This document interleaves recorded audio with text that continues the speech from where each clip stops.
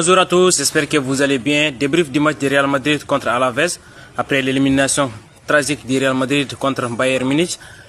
Donc avec un match qui a été brouillon aussi, donc ça va extrêmement mal pour Real Madrid en championnat, ça joue extrêmement mal, contrairement à la Ligue des Champions où vous allez trouver beaucoup plus d'envie. Avec un but notamment de Kylian Mbappé, un but avec un geste extraordinaire travaillé par Arda Güler qui a été extraordinaire.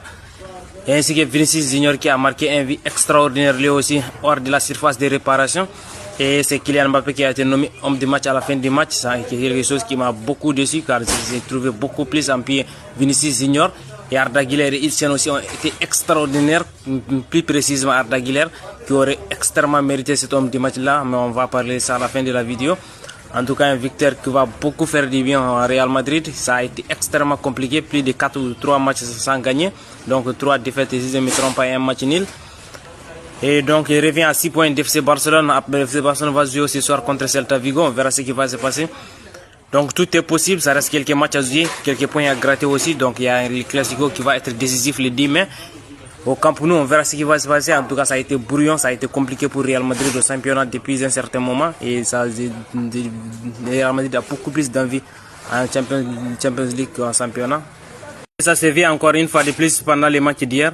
On a vu que Real Madrid donnait beaucoup plus de pression, beaucoup plus d'intensité contre les matchs dans les matchs de la Champions League, disons, contre le Bayern Munich, les deux confrontations directes où Real Madrid méritait beaucoup plus sans le carton rouge de Camavinga. Mais dans les championnats, c'est beaucoup moins fluide. Il n'y a pas, les ballons circulent mal, les passes sont lents. Donc, c'est ce qui complique le Real Madrid à créer des occasions aussi.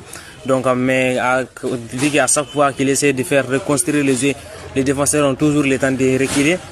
Donc, les passes circulent mal, ça circule lentement. Donc, les joueurs ont toujours le temps, les défenseurs adversaires ont toujours le temps de bien se reculer et bien défendre. Et donc à la vez aussi, il s'est procuré beaucoup d'occasions, beaucoup plus d'occasions. Andrew Lunin a été extraordinaire, même s'il n'a pas fait un clean sheet depuis un certain moment, depuis plus de 8 matchs.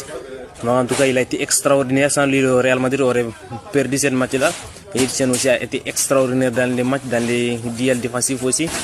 Et ainsi que Arda Güler qui aurait amplement mérité cet homme du match-là, car il a été extraordinaire, notamment sur l'action du but de Kylian Mbappé. Ainsi qu'il a été beaucoup plus dangereux dans la création, dans les occasions de France, dans les matchs, et ce n'est pas une surprise. Donc, car depuis le début de la saison, c'est les joueurs qui donnent plus de la création dans les milieux de Real Madrid. Et je pense que la saison prochaine, Real Madrid doit vraiment penser à les trouver vraiment en place fixe dans cette position de numéro 10, car ce qu'il apporte en tant que numéro 10, même Bellingham n'apporte pas ça. Donc pourquoi pas l'année prochaine essayer de descendre Bellingham ainsi que Tchouaméni en double pivot et mettre Arda Güler en 10. Je pense que c'est la meilleure solution que les entraîneurs qui vont venir de Real Madrid pourront faire. Il y a des rumeurs qui disent qu'ils ne vont pas conserver Arbeloa en tant qu'entraîneur à la tête du club. Et il y a des rumeurs notamment sur Didier Deschamps depuis un certain moment. Il y a dernièrement Mauricio Pochettino. Mais je pense qu'il serait beaucoup Real Madrid.